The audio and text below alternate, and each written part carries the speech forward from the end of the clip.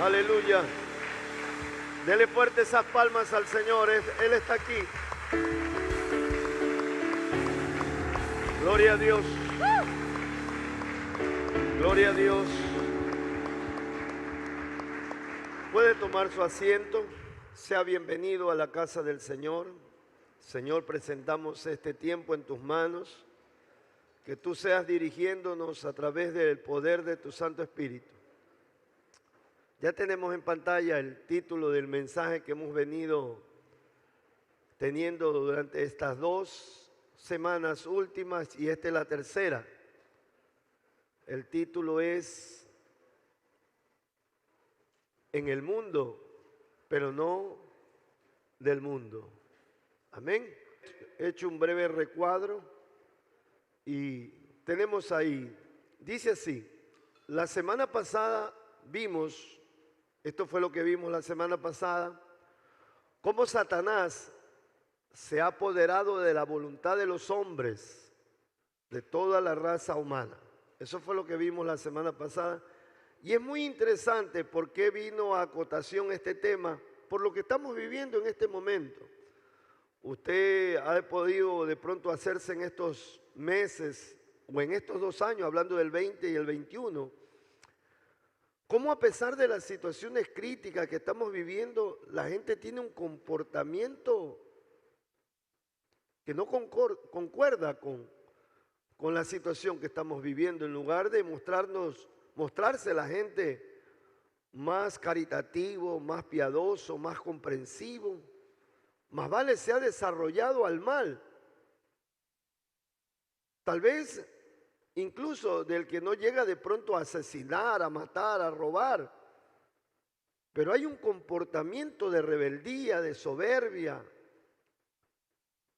de un odio hacia el prójimo. Y es por esto estamos analizando no desde el efecto, sino desde la causa. ¿Por qué se están dando estas cosas? Es interesante porque a la iglesia le toca saber esto. Las cosas no desde la superficialidad, sino desde el fondo donde se genera, porque es ahí donde nosotros tenemos que intervenir. Entonces decíamos cómo Satanás se ha apoderado de la voluntad de los hombres. Entre esos hombres están esos familiares suyos, esos amigos, esos vecinos. Y vimos un principio que es muy elemental conocerlos, es de vital importancia tenerlo en nuestra vida como un principio. Y el principio es, a quien decides servir, de él te convertirás en su esclavo. Ese es un principio. Y es un principio que usted y yo tenemos que colocarlo como cristiano, de ver a quién de una u otra forma usted le está sirviendo. Porque a ese que le está sirviendo usted tiene que asumir que de él es esclavo. Si al pecado para muerte o a Dios para justicia. Y miremos lo que dice Romanos 6:16. Romanos 6:16, por favor. Una vez más creo que es conveniente meditar. Mire esta pregunta afirmativa que hace Pablo. Es una pregunta afirmativa. No porque no conoce, sino más vale para llevarlo a reflexionar. ¿No sabéis que si os sometéis a alguien como esclavos para obedecerle, sois esclavos de aquel a quien obedecéis? Y ahí dice, sea el pecado para muerte. La muerte trae como consecuencia el pecado. El resultado de pecar es la muerte. O sea, de la obediencia para justicia. En otras traducciones dice, o sea, para justicia, para Dios. Entonces, este es un principio, ¿no? Volvamos a lo que estábamos viendo. También vimos que todo esto, ¿dónde estuvo este principio? En el huerto del Edén, cuando el hombre decidió obedecer a la mentira de Satanás, a la mentira. Y ese principio, hablando también del enemigo, lo ha usado siempre. Es lo que estamos viviendo. Hoy hay una gran mentira. Por ejemplo, hoy se quiere cambiar hasta la palabra de Dios, actualizarla, porque ese libro, dicen algunos, ya no es contextual a este tiempo. Es una mentira. La Biblia es tan real para el ser humano en todo tiempo. Hoy por hoy hay muchas cosas que se han cambiado y son mentiras del enemigo. Desde el principio, en la semana pasada vimos que en uno de los evangelios Jesús dice, ¿no? Porque el diablo es el padre de toda mentira. Él es homicida desde el principio porque la mentira mata, como lo acabamos de ver en el versículo anterior, la mentira mata. Usted no siente cuando una persona miente como que se encierra en un cautiverio.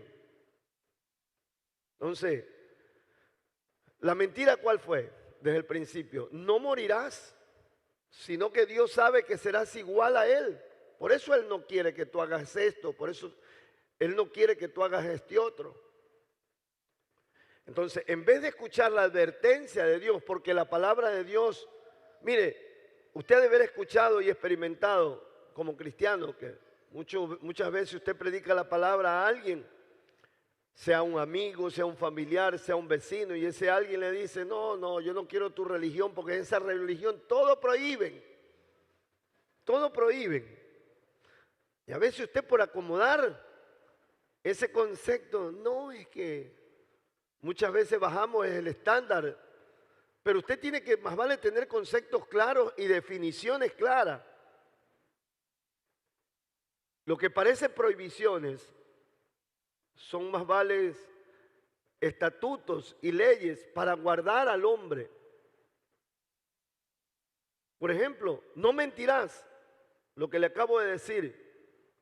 No es simplemente una puntualidad de un juicio, sino que Dios dice, no mientas porque entras en cautiverio, no robes porque entras en cautiverio. El primer cautiverio es en nuestra propia alma. Somos cautivos de nuestra propia conciencia. ¿Por qué cree que el hombre, muchas veces, el hombre que mata, tiene un sentido de conciencia y muchas veces acude a confesar su crimen? Por la conciencia. Entonces, no morirás, sino que sabes que serás igual a Dios. Entonces, en vez de escuchar la advertencia de Dios, las leyes no son prohibiciones, sino advertencia para cuidado de cada uno de nosotros. Porque el día que de él comieres, morirás. No fue una sentencia, fue una advertencia. Amén.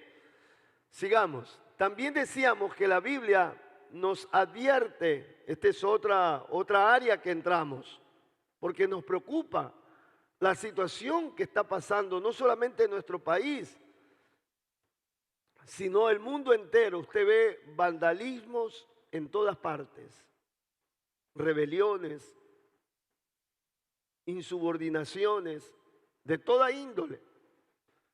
Entonces, la semana pasada nosotros nos dimos cuenta que la Biblia nos advierte de estas cosas, que cada nación, hablando de lo más general a lo más particular, cada nación, cada país, cada región está gobernada e influenciadas por seres espirituales caídos, por seres espirituales caídos. Gobiernan países, regiones, naciones, y los mantienen en cautiverio a causa de que el hombre practique el pecado. La práctica del pecado, la práctica del satanismo, rinde culto a su Dios, a Satán. Y por eso él toma autoridad. Todos estos crímenes, vandalismo, son cultos a las tinieblas. Y por ende, dominio completo de las tinieblas. Es lo que estamos viviendo en este momento. Pero también decíamos que a causa del clamor y la intercesión. Dios interviene y se libera una batalla en las esferas celestiales para traer sanidad y liberación. Entonces, esto es importante nosotros no solamente conocer, sino saber qué hacer. Porque a causa de la intervención del pueblo de Dios en clamor y intercesión, es diferente a la oración. La intercesión es ponernos en la postura, en la posición del pecador. Miren lo que dice Segunda de Crónicas 7:14. La única oración que Dios escucha es la oración del penitente para arrepentirse, pero escucha la oración de su pueblo. Segunda de Crónicas 7:14 dice: si se humillare mi pueblo, sobre el cual mi nombre es invocado. El pueblo de Dios es el único que tiene la facultad de invocar el nombre de Dios, incluso como Padre, porque Él en su plan nos hizo hijos por adopción. Y oraren y buscaren mi rostro y se convirtieren de sus malos caminos. Cuando el pueblo del Señor ora, tiene que tomar los pecados de su ciudad, de su país, de su nación, y pedirle perdón al Señor como si fueran nuestros. Entonces dice: yo oiré desde los cielos y perdonaré sus pecados y sanaré su tierra. Este es algo que Dios ha establecido, es la forma como Dios también interviene para bien de la humanidad. Pero mire, aquí hay algo que rescatar. Esta es la función de la iglesia. La función, para eso nosotros fuimos llamados. Fuimos sacados, diríamos así, del montón. Porque he dicho por muchas veces, la palabra iglesia es la palabra eclesía. Y en el griego quiere decir los sacados fuera. Usted y yo fuimos sacados de la corriente de este mundo. Por eso el mensaje: estamos en el mundo, pero ya no le pertenecemos al mundo. Pertenecemos en el sentido de que el mundo, como sistema del mal, ya no tiene gobierno sobre nosotros. Pero usted, si desconoce estas leyes, usted inconscientemente sigue dando ese gobierno. Por ejemplo, según este versículo, la iglesia tiene que intervenir en clamor, en oración, en intercesión a Dios. ¿Para qué? Para que perdone los pecados, para que sane la tierra. Pero el enemigo conoce esto también. Sabe la dinámica, cómo se mueve. ¿Y qué es lo que hace con la iglesia? Los carga de problemas. La iglesia en este momento está cargada de problemas. Este es un principio que el enemigo usó hace muchos años atrás, hace miles de años, cuando Dios le dijo a Moisés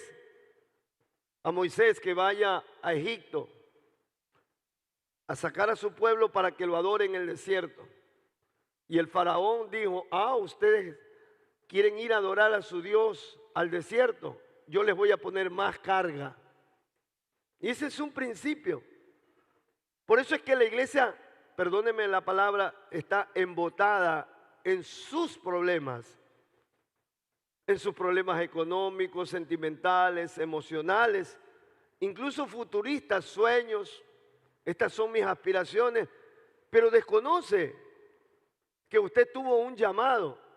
Usted y yo tenemos un llamado a proclamar las buenas nuevas de salvación. ¿A quiénes? ¿Entre nosotros mismos los días domingos?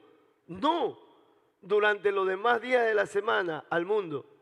Instaurar el reino de los cielos allá en cada corazón. Por eso es que el pueblo, el negocio del enemigo es cargarnos de problemas, cargarnos de desafíos sin utilidad. Usted no se da cuenta que al menos voy a hablar de nuestra sociedad, está rodeada por la bendita globalización, porque nosotros tenemos ahora lo que todo el mundo tiene por el asunto de la globalización. Y por ende el consumismo. Nosotros estamos embotados en distintos certámenes. Certámenes de belleza, certámenes de gastronomía. Ayer conversábamos con alguien. Tanto es así que el enemigo ha cegado la mente de las personas del mundo entero que muchas veces nos damos cuenta, no sé en qué parte, no me recuerdo, lo vi gráficamente, de un país que tiene una frontera. Alguien me dijo que era Dubái. Y de este lado de aquí, la pomposidad, la ostentosidad del dinero, todo eso, y así, al otro lado, la miseria. Y esto va desde lo más grande hasta lo más pequeño, porque hay que reconocer, y yo reconozco en mi vida mismo, muchas veces estamos sirviéndonos un buen plato de comida y ahí al lado hay una persona que se está muriendo de hambre. Tantos millones, no sé si usted vio en las noticias, esto es estadística. Yo poco sé de estadística, pero lo que Dios me permite ver, lo comparto. Y me hace reflexionar, por ejemplo, yo creo que la semana pasada en Egipto se celebró una fiesta donde se invirtieron millones de dólares en esa celebración de unas cuantas horas. Se preparó un escenario con luces, millones. Y el mundo entero se está muriendo, en otra parte se está muriendo de hambre.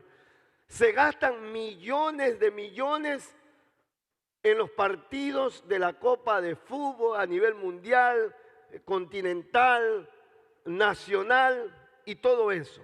Y la gente se muere de hambre. A eso me refiero, que el enemigo, como es dueño de este sistema, tiene engañado a las personas, a los habitantes. Y déjeme decirle que entre esos habitantes está usted y estoy yo también.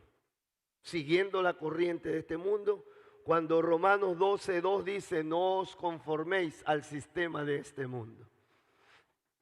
Entonces, aquí tenemos, ¿no? Por otra parte, volvamos al recuadro. También decíamos que teníamos que tomar en cuenta que aunque el deseo de Dios es salvar al mundo, de hecho usted conoce los dos versículos, se los debe saber de memoria. Juan 3:16 y 17, porque de tal manera amó Dios al mundo que ha dado a su Hijo unigénito para que todo aquel que en Él crea no se pierda. El deseo de Dios es que nadie se pierda, sino que tenga la vida eterna. Versículo 17, porque no envió Dios a su Hijo al mundo para condenar al mundo, sino para que el mundo sea salvo por Él. Lo reafirma. Dios ama a los seres humanos y ha provisto por todos lados la forma como el ser humano puede salir de su situación de condenación. Usted y yo estábamos en estado de condenación. Dios no nos escogió porque éramos buenos, porque estábamos en condenación. Dios, que es bueno, nos salvó. ¿Cuántos alaban al Señor?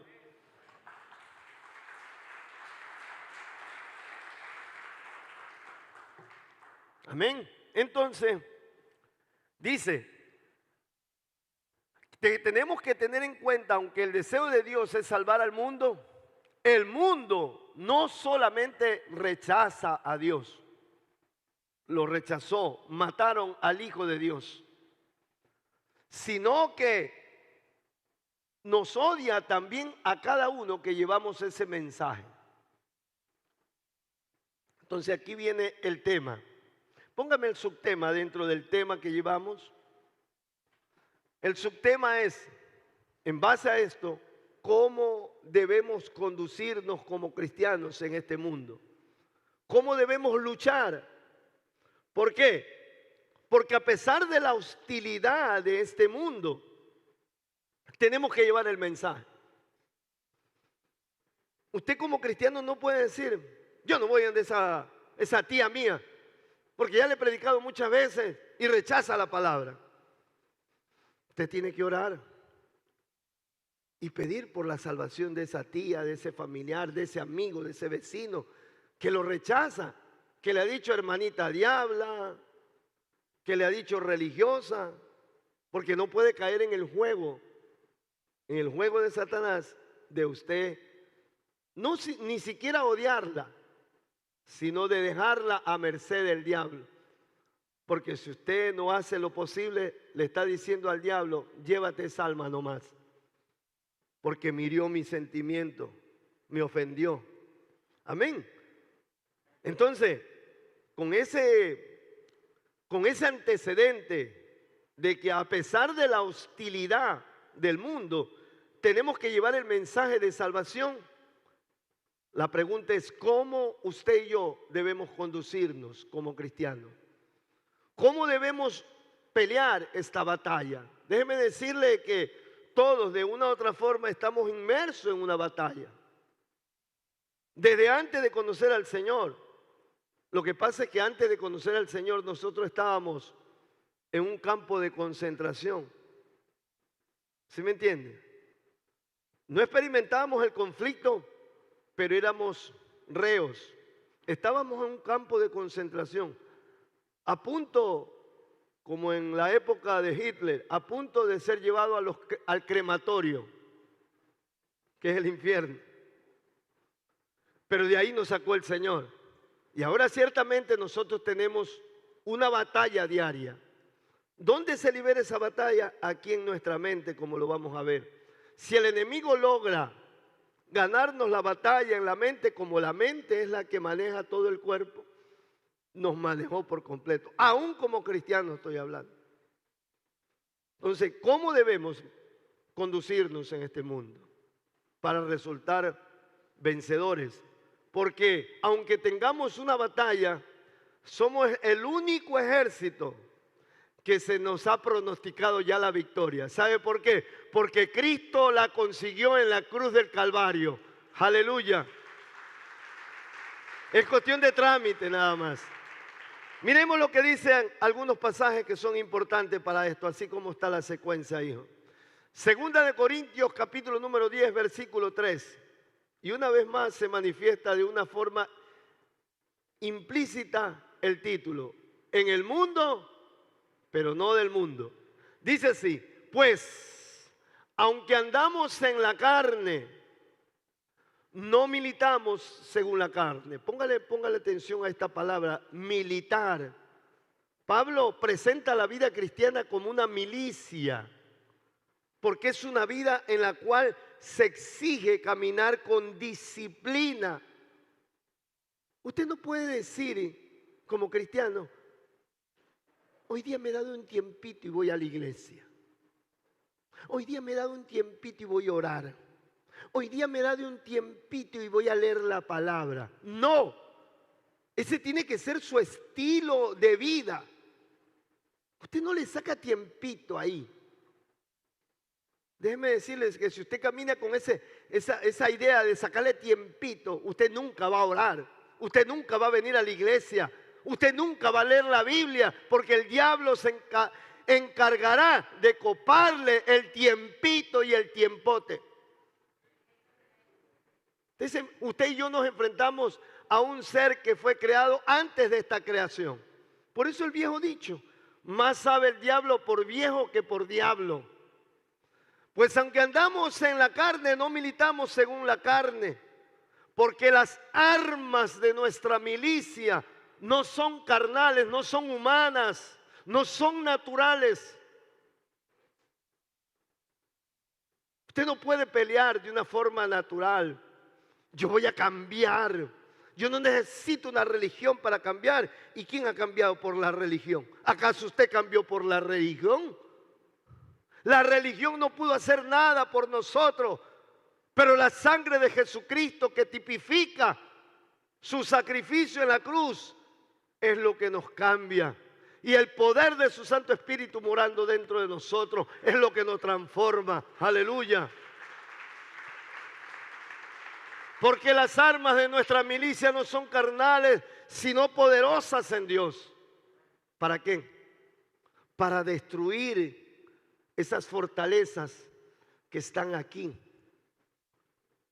Es que no puedo. Es que no puedo dejar esto. El conocimiento de la palabra y el poder del Santo Espíritu de Dios nos hace competentes para ese cambio. No solamente, primero para nosotros y luego para ayudar a otras personas. Esas personas son nuestros hijos, son nuestros familiares. Nosotros tenemos una arma poderosa que es la oración basada en la palabra. No sé si me hago entender. Usted y yo tenemos una arma poderosa que es la oración basada en la palabra.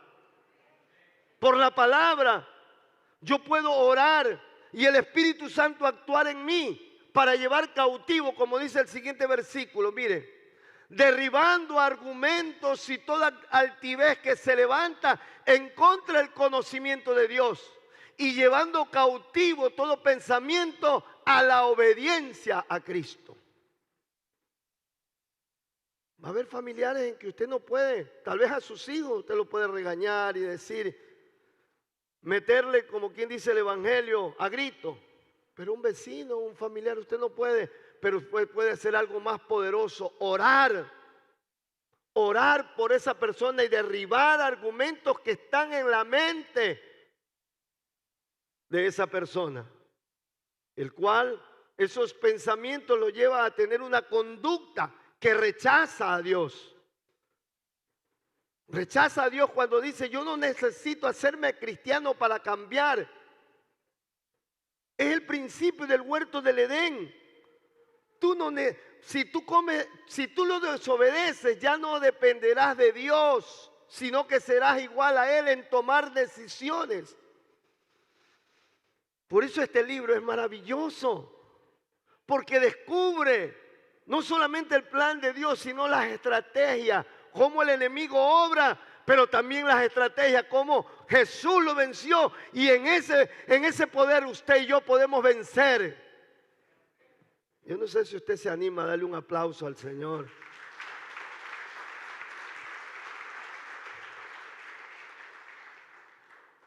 Miremos lo que dice Efesios 6:10.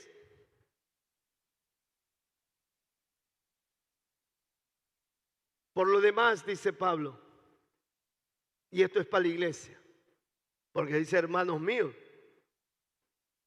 y en Cristo todos somos hermanos. Por lo demás, hermanos míos, fortaleceos, mire, fortaleceos en el Señor. ¿Cómo te fortaleces en el Señor? Orando, leyendo la palabra. ¿Por qué crees que habemos cristianos o hay cristianos que espiritualmente están así? Mírenme.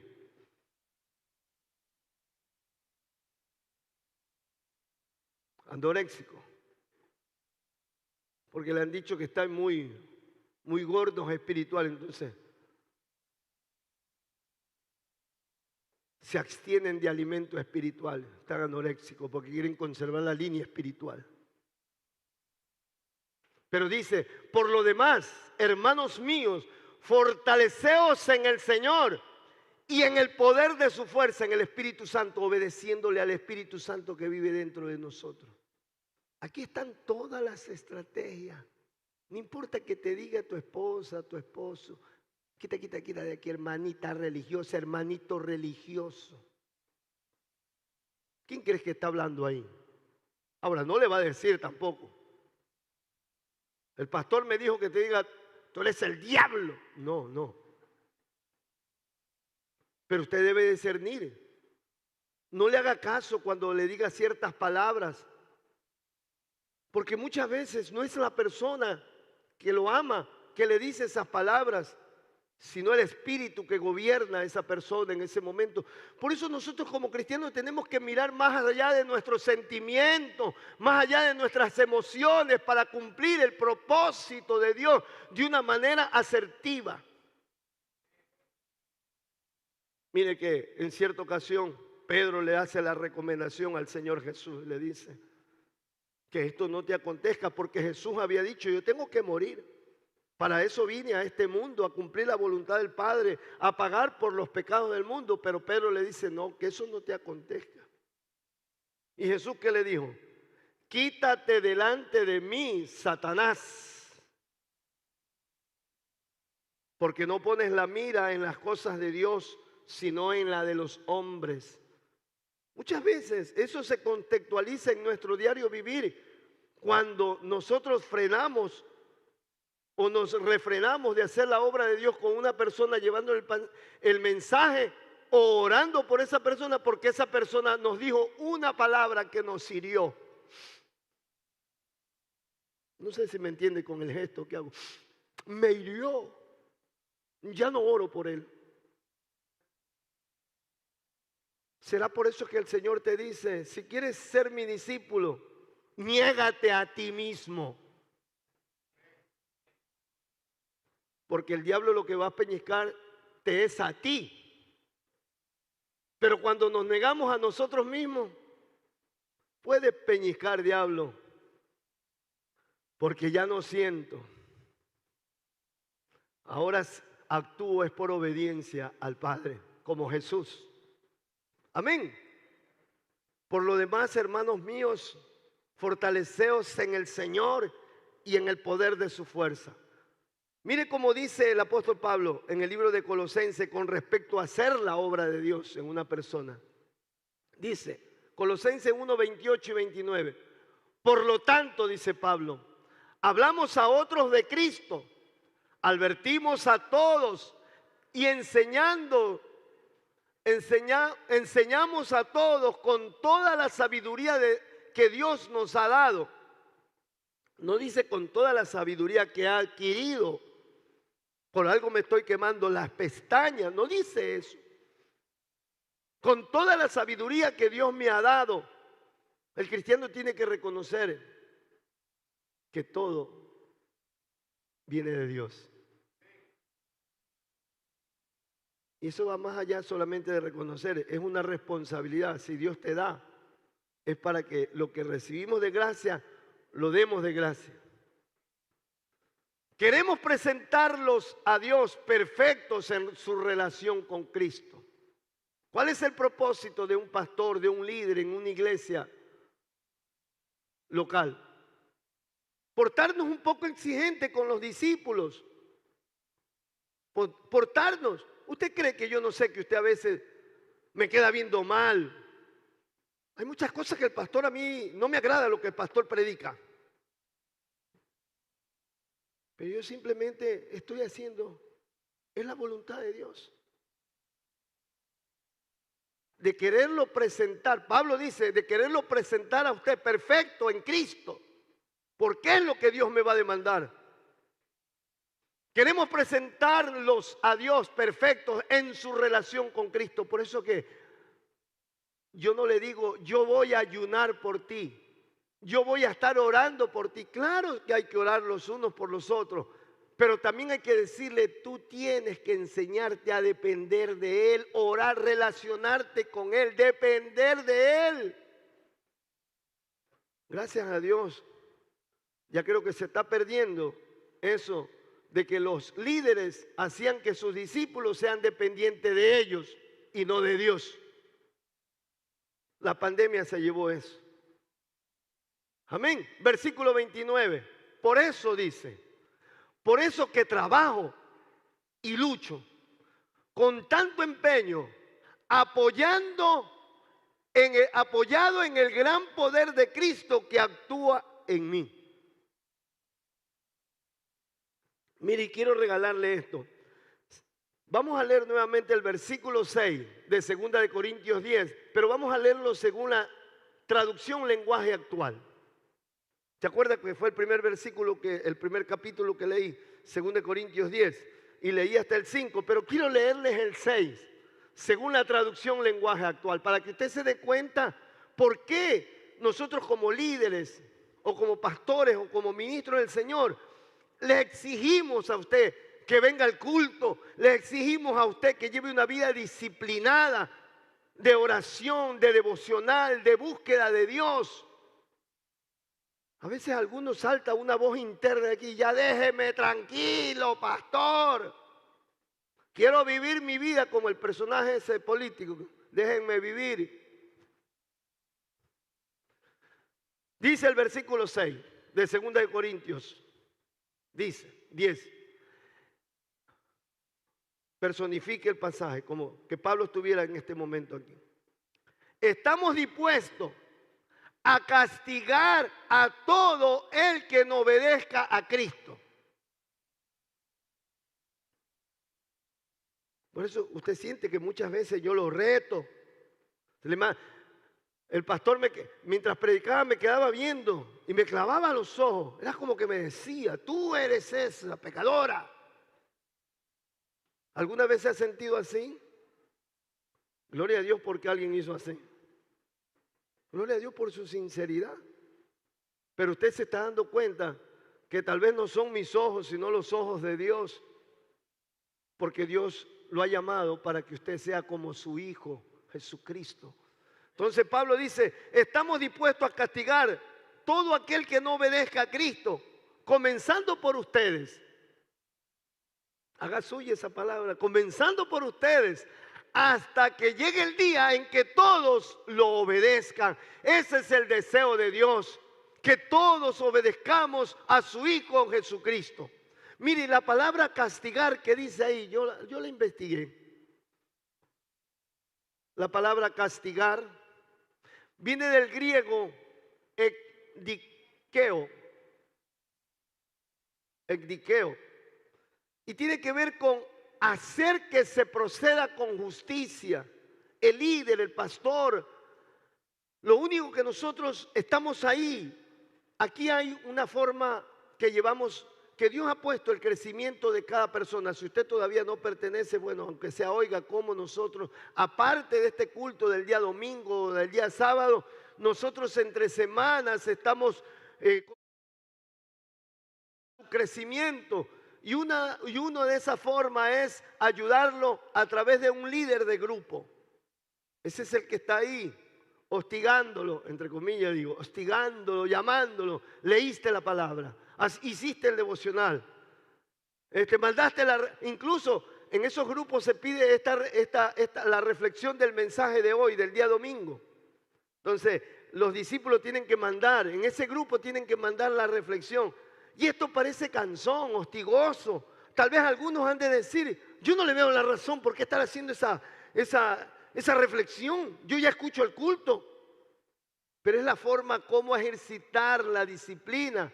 Por eso es que algunos toman mejor la decisión. Yo me hago a un lado, mejor no pertenezco a un grupo, voy, me siento, nadie sabe cuándo salgo, nadie sabe cuándo entro, nadie sabe mi vida y estoy tranquilo. Yo con mi Señor.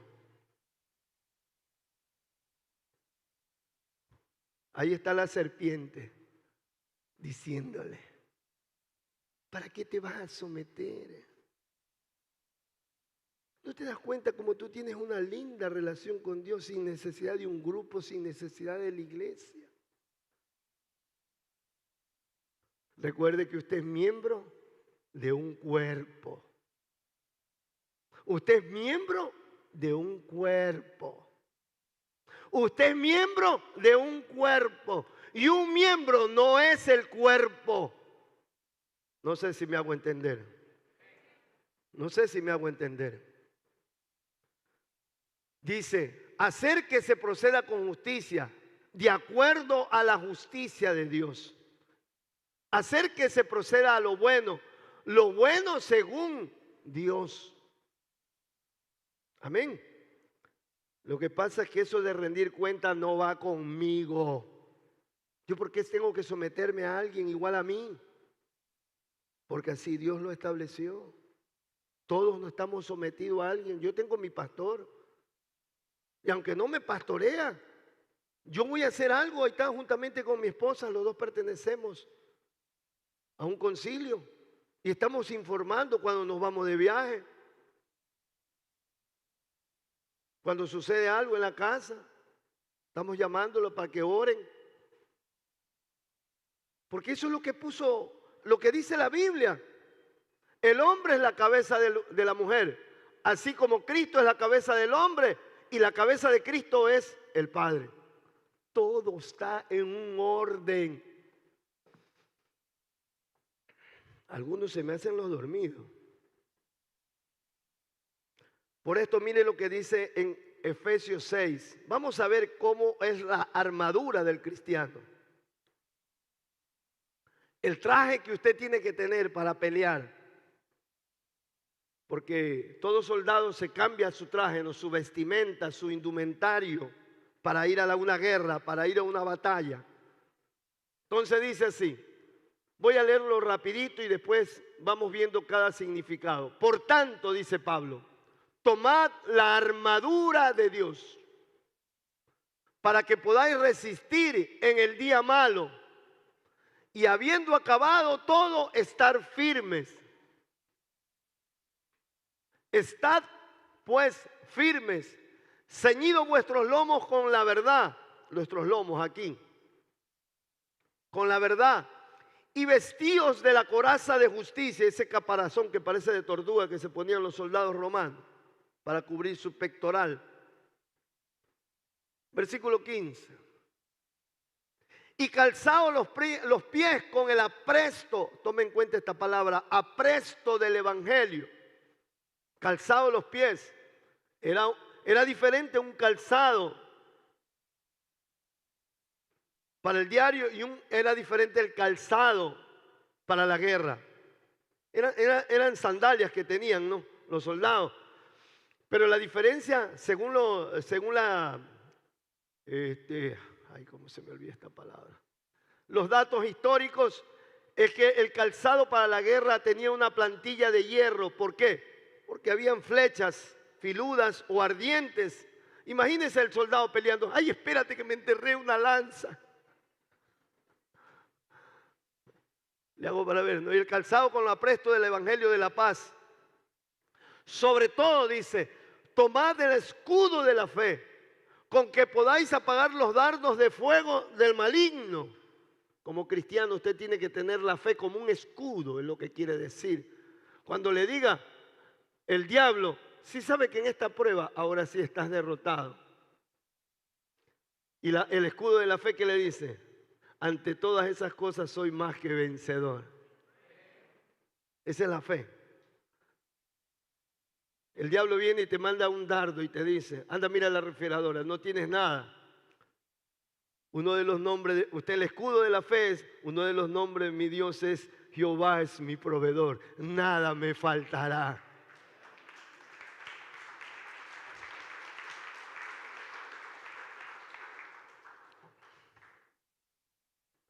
Versículo 17. Y tomad el yelmo de la salvación y la espada del Espíritu, que es la palabra de Dios. Ahora vamos a ver, yo hice un recuadro, el significado de algunas palabras, porque no están todas.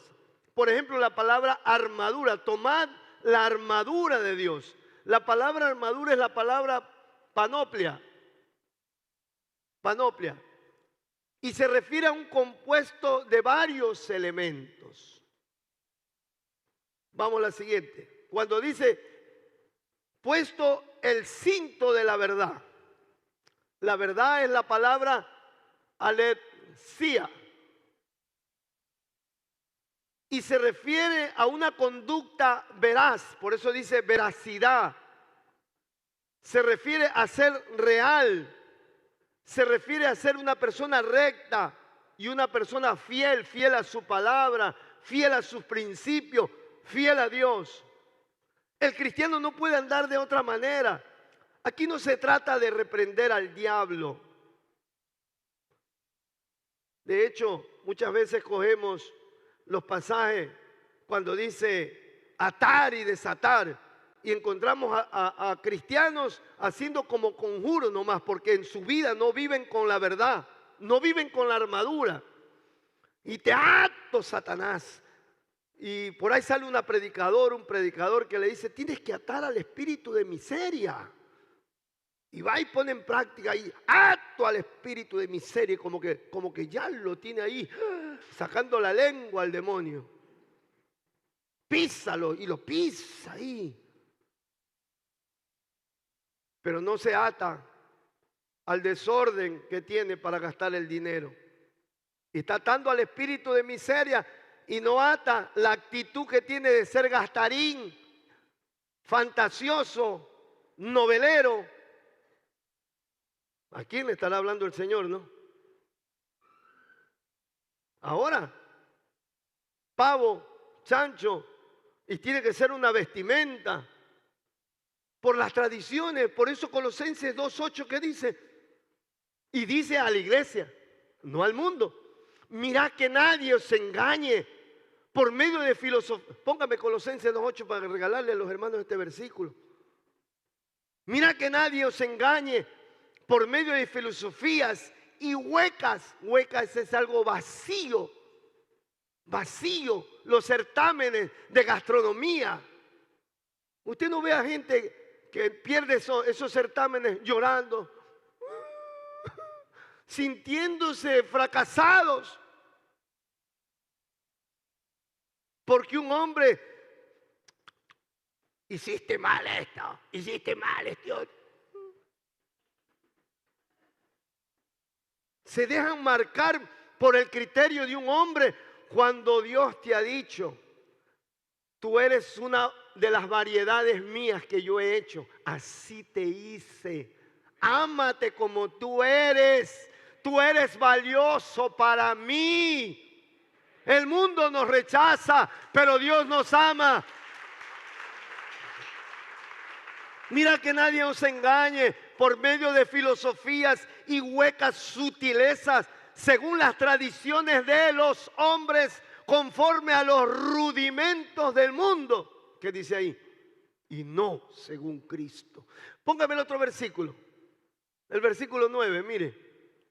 Porque en Él, en Cristo, habita corporalmente la plenitud de la deidad. ¿Por qué Pablo dice, por qué Pablo menciona esta frase? Porque en Él, si tú lo tienes a Él, lo tienes todo.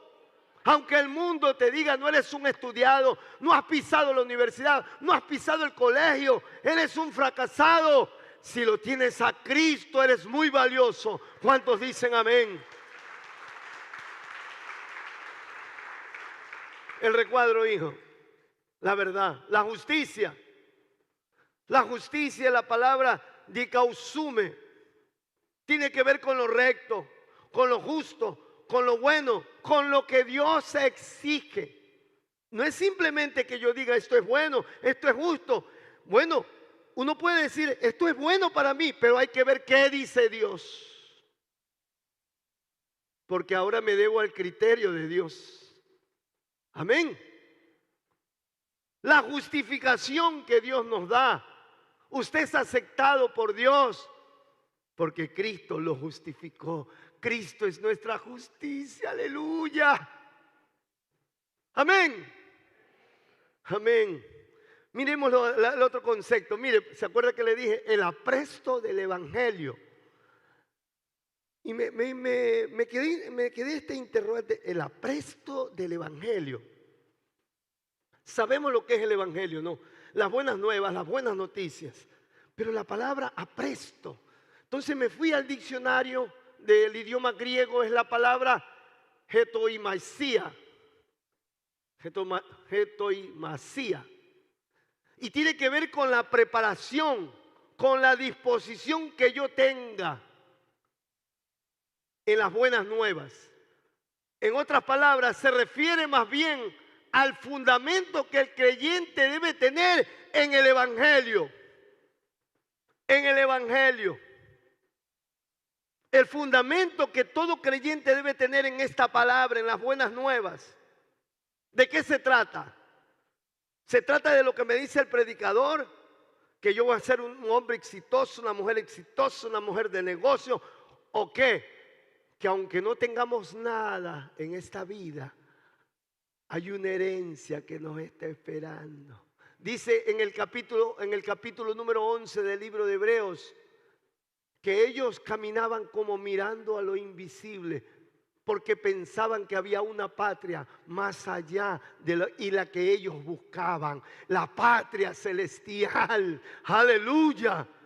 Eso es lo que usted y yo vivimos. Si bien tenemos o no tenemos en esta vida, le damos gracias porque sabemos que lo tenemos todo en Cristo.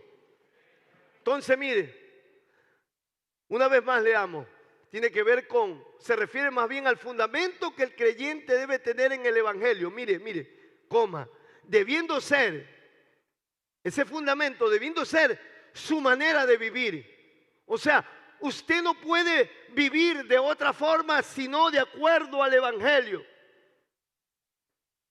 Y ese es el gran problema, que muchos de los creyentes no vivimos conforme al Evangelio,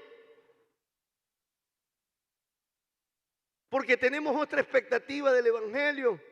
A mí me dijeron que si venía el Señor se me arreglaba el matrimonio, y no se me ha arreglado el matrimonio. A mí me dijeron el Señor que si venía el Señor se me arreglaba el negocio, y total se me fue a pique y tengo el negocio, yo no sé. Porque le crearon otra expectativa. A usted deberían haberle dicho que si usted iba caminando por esta vida sin Cristo, iba rumbo al infierno. Pero de ahí nos sacó el Señor para darnos una vida eterna. De eso se trata el Evangelio. De eso se trata las buenas nuevas de vida eterna en Cristo Jesús. Aleluya.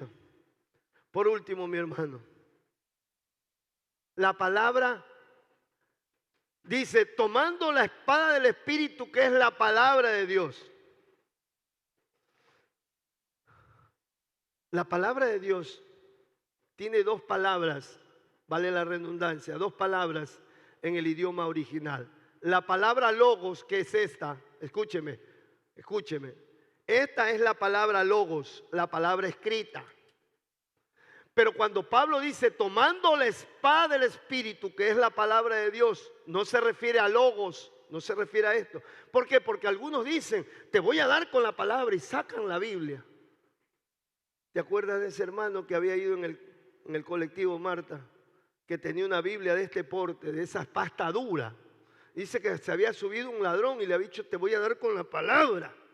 Y le dio un bibliazo. Y muchas veces nosotros creemos, por eso dice, no te sientes sobre la Biblia, que esa palabra es sagrada. Eso es religioso. Cuando Pablo está diciendo tomad la palabra del Espíritu, se refiere a la palabra rema. Rema. La palabra rema es la palabra revelada en su espíritu, en el espíritu del hombre, para su utilización en tiempo real. Por ejemplo, cuando Jesús fue tentado por Satanás y Satanás le dijo, haz que estas piedras se conviertan en pan. Jesús no dijo, espérate, ya te voy a sacar de Deuteronomio no sé cuánto, sino que dijo, esa palabra estaba revelada en él. Escrito está, no solamente de pan vivirá el hombre, sino de toda palabra que salga de la boca. Dios quiere que esta palabra no esté aquí. Está aquí para que usted y yo la conozcamos, para que llegue a nuestra mente y llegue a nuestro corazón. Pero esta palabra Dios espera que se haga viva en nuestra vida. Cuando venga el enemigo con mentira, usted le diga, escrito está. Dios es mi Padre, ante Él solamente me inclinaré y solamente a Él lo adoraré.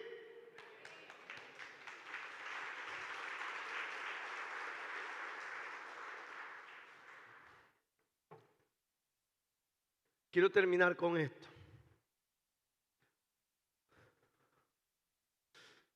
Y sabe que el día jueves en oración tuve una manifestación del Espíritu.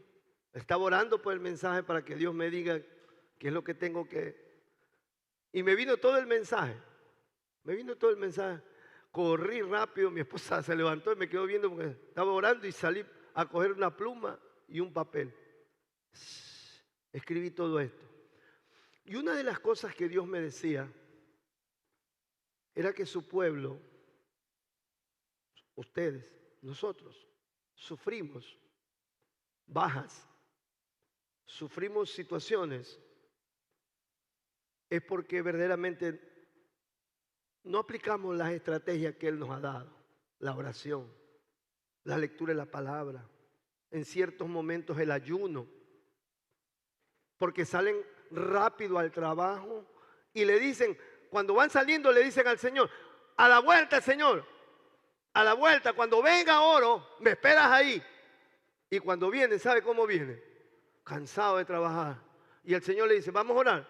No, mañana, porque ahorita estoy cansado. Y así día tras día, día tras día. Cuando nosotros nos preocupamos, y de hecho para eso usted y yo fuimos llamados, para hacer la voluntad de Dios, para cumplir con el propósito de Dios. Éxodo capítulo 17. Y sucedía que cuando Moisés alzaba su mano, Israel ganaba la batalla. Pero cuando Moisés bajaba sus manos, Amalek prevalecía. Entonces tuvieron hacer dos cosas. Le pusieron un asientito a Moisés para que se siente. Y por un lado, Ur le levantaba esta mano y Aarón le levantaba la otra mano. Entonces siempre las manos levantadas es señal de humillación, es señal de oración. ¿Por qué el pueblo sufre derrota? Porque el enemigo lo tiene tan ocupado. Póngase sobre sus pies.